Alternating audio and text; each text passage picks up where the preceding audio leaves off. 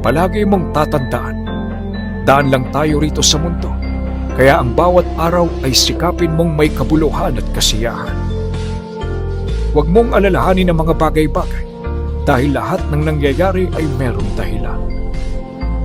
Sa bandang huli, meron at merong kasagutan sa ating mga problemang minsan nating hindi maunawaan.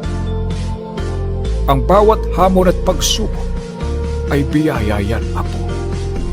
Kagaya ng panahon, lilipas din yan at sasapit ang bagong araw ng pag-asa.